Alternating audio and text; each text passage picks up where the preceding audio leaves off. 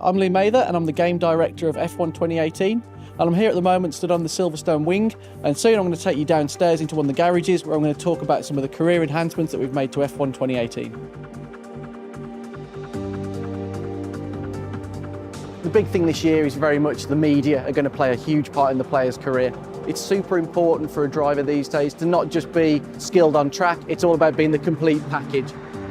In F1 2018 we've got a new media character called Claire, and she will approach you at various points to ask you questions that are relevant to what's going on through the season. And this could relate to multiple things. It could be on contract moves, it could be on performances in races, it could be on your teammate, on other drivers. The player's going to need to really take into consideration how that impacts on not only the morale of the team, so certain departments will feel demotivated, the time and the price or the unreliability of upgrades will increase, but also how other teams in the paddock perceive them. So it may be that a certain team would like to see a driver who's a great sportsman, demure and good in front of the press, doesn't ever rock the boat, doesn't say anything nasty about anybody, even under high pressure situations. Or it may be that you want somebody who's more of a showman. Some teams really want somebody who's got that character, that effervescence, that buzz with the media.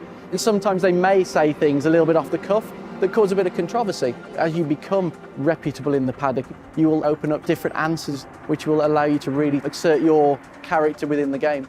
And we also wanted to create some new locations as well. So Claire will perform interviews in areas within the back of the paddock, so between the lorries and the trucks, but also in front of the weighbridge and the scrutineering areas. Answering questions to the media will give an instant outcome there and then. If you impact negatively or positively on a department or your relationship with a team, be that your team or another team, you'll be made aware of that. But you've also got to realise, maybe later in the season, these will get pulled up again. And if you've made a promise earlier in the season that you intend to achieve something, that might get pulled up again by the press. You really don't want to make yourself look like an idiot by over-promising, but also you don't want to rubbish people. It's important to maintain a level of professionalism in the game. This is an entirely new system compared to what we did in 2010. It's not built upon any of that technology. The whole thing is tied very closely to all areas of your career. So, for example, something we did last year with the perks system, the player couldn't choose which perks they wanted to unlock. Now you actually use those perks as bargaining tools as part of your contract. You can now task your agent to get you a drive with any particular team. You will then go into a negotiation stage. And this is something that we're actually extending across the whole season as well. So there will be key points in the season where the contract windows open again.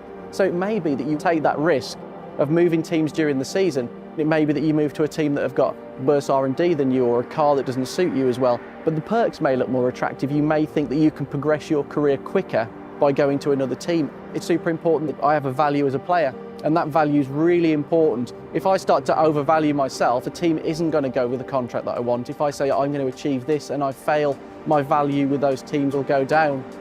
In F1 2018, the player will have rivalry with their teammate. That's always the benchmark for how good you are within the team, because obviously you're using exactly the same machinery. But you can also now challenge another rival off the grid. So you can pick who you want to try and beat. And the key thing with that is you can bet your skill level against another driver. If I'm performing reasonably well and I say I'm going to go and beat Lewis Hamilton, I'm going to beat Sebastian Vettel, that's setting your stall out as I'm a strong driver, I can beat the top in the sport. And for that, your reward will be huge in terms of your reputation within the paddock, and that will benefit you in multiple areas of your career. Broadcast style for Formula One's always been something that we've been super passionate about, really representing the sport very cinematically, giving those beautiful intros, having real-world commentators talking about what's going on. So this year we've expanded that system to take into account a lot more of what's going on throughout the course of the season. So now race intros will feature things that have occurred in previous races. The press will refer to things that have happened in previous races. So it's not just a case of on a race-by-race basis. This is a long season, and everything that happens will play out through the eyes of the media and through your team.